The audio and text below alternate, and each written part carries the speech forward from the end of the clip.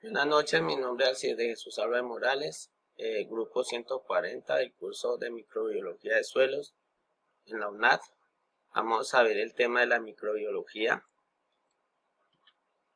¿Qué estudia la microbiología y por qué es importante?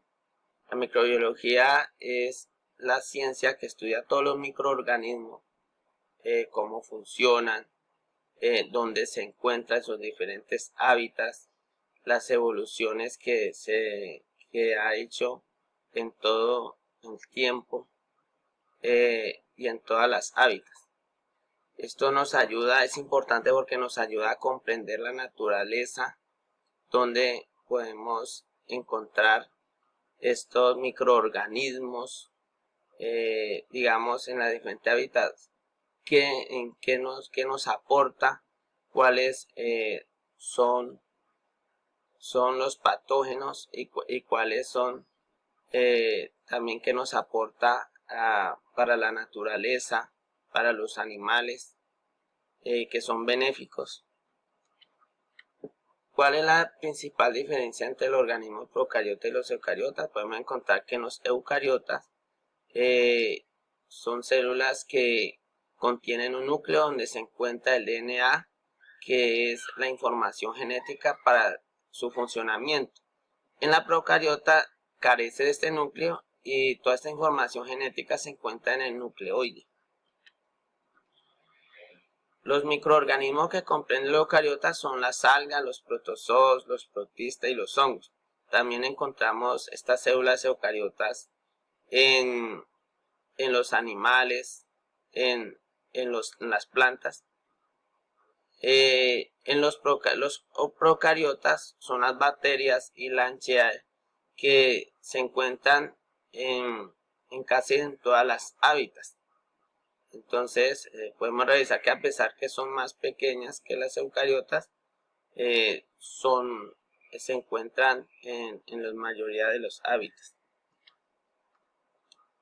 Tenemos que hay 7 propiedades de la célula microbiana, donde se encontramos el metabolismo, donde se transforman estos nutrientes, y hay una transformación también en nuevas células, donde la segunda propiedad, que es el crecimiento, pues el aumento de estas células por estas transformaciones. Ha habido evoluciones, o sea,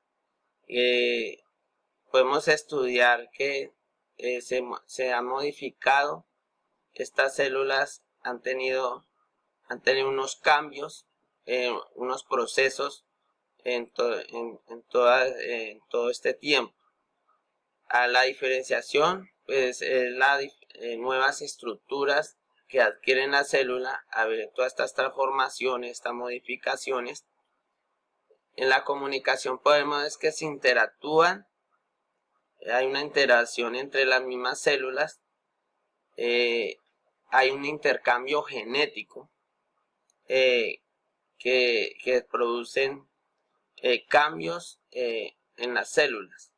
La motilidad es la capacidad de autopropulsarse, o sea, donde ellas buscan beneficiarse o donde están en ciertos ambientes y buscan ir a donde puedan ellos crecer, donde puedan estar de mejor forma.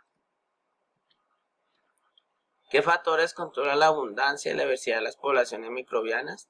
Podemos ver que son los recursos y las condiciones.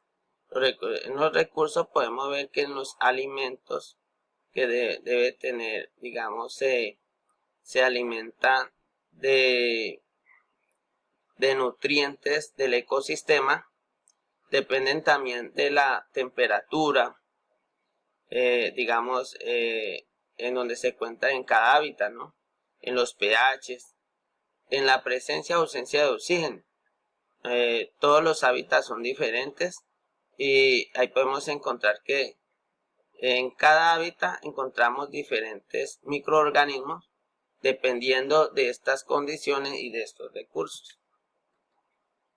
Miramos la clasificación de los microorganismos, pues miramos que hay microorganismos anaeróbicos, que son los que se desarrollan en ausencia del oxígeno. O sea, están en las partes donde no hay, donde se carece de oxígeno. Allí es donde se crecen mejor. Los microorganismos aerobios son los que se desarrollan al contrario, necesitan oxígeno. Entonces, están en las partes donde hay una buena oxigenación.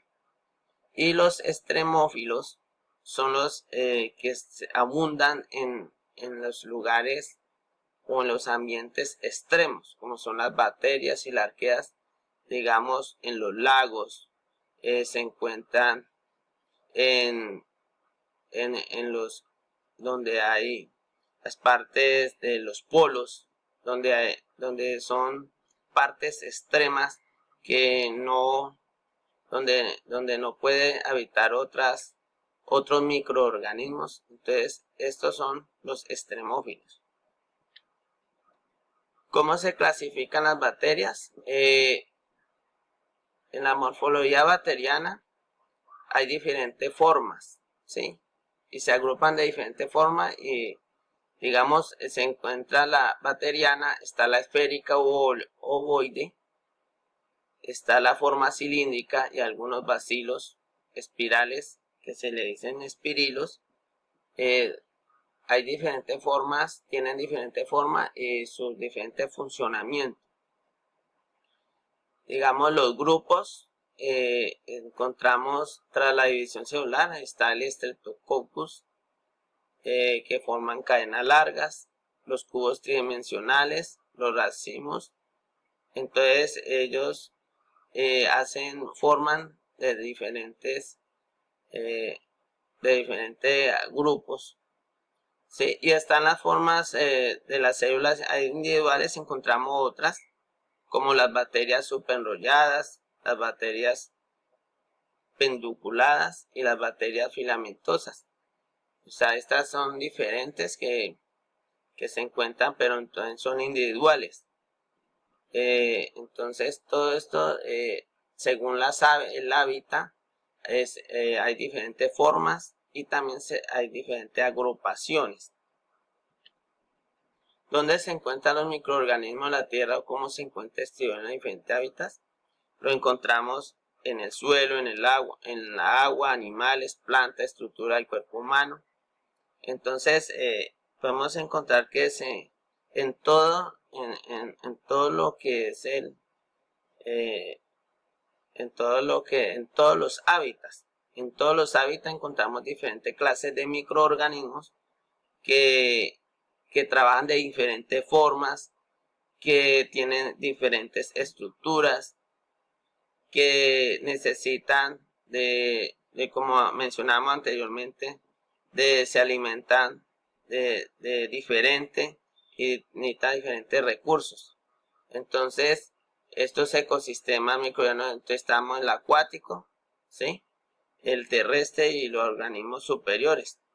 Entonces, encontramos que hay diferentes formas donde puedan vivir y subsistir estos microorganismos y haciendo ciertos cambios, aportando para la vida. Y también tener en cuenta que por eso se estudia de que hay algunos microorganismos que no son benéficos. Entonces también se estudia para poder tener como ciertos resultados para poder mitigar lo que produce negativamente. ¿Cómo se beneficia la agricultura de los microorganismos? Entonces podemos mirar que se beneficia en el ciclo de los nutrientes. Encontramos la fijación del nitrógeno y el ciclo de azufre. En la fijación del nitrógeno podemos encontrar que en algunas plantas como la soya, encontramos también digamos que nos ayuda, digamos, hay una interacción entre algunas bacterias con la planta y lo que producen, digamos, en las raíces nódulos que producen nitrógeno, ¿sí? Hay una transformación de ciertos hay una transformación para que se produzca nitrógeno, que sean beneficiosos para las plantas. En el ciclo de azufre lo mismo, o sea, hay una transformación para que la planta pueda también captar estos nutrientes como el azufre esenciales para la planta. ¿Por qué es importante la bioremediación microbiana en el suelo? Porque se emplean microorganismos, sus enzimas, para desintoxicar contaminantes en el suelo u otros ambientes. Quiere decir que lo podemos utilizar, ciertos microorganismos, lo podemos utilizar para ayudar a descontaminar, para ayudar a descomponer ciertos residuos que le produce daño tanto a la naturaleza como a los animales, al ambiente. Entonces podemos utilizarlo como una forma de que le aporte para la vida, que aporte para poder mitigar todos estos daños que se producen a través del tiempo por muchos factores. ¿Qué estrategia de bioremediación me llamó la atención? Fue la bioaumentación, que permite, digamos, la inoculación en el lugar contaminado a los microorganismos, la degradación del contaminante. En este caso, en esta zona, se utiliza mucho glifosato. Entonces, esta bacteria me ayuda, este microorganismo me ayuda a descomponer y a degradar el daño que se hace por el glifosato. Seleccioné un microorganismo de la tabla número 2, entonces seleccionó lo que es la bacteria Agrobacterium streptomyces sp por su acción microbiana. ¿Sí? Podemos mirar que ella nos aporta en el suelo para mejorar todas las condiciones para las plantas, todo lo que es el ambiente, digamos, para los animales. Entonces hay un aporte muy importante de esta bacteria en el suelo de esta región. Entonces sería muy importante que tuviéramos en cuenta para poder utilizarla. Presento las referencias bibliográficas. Muchas gracias. Dios los bendiga.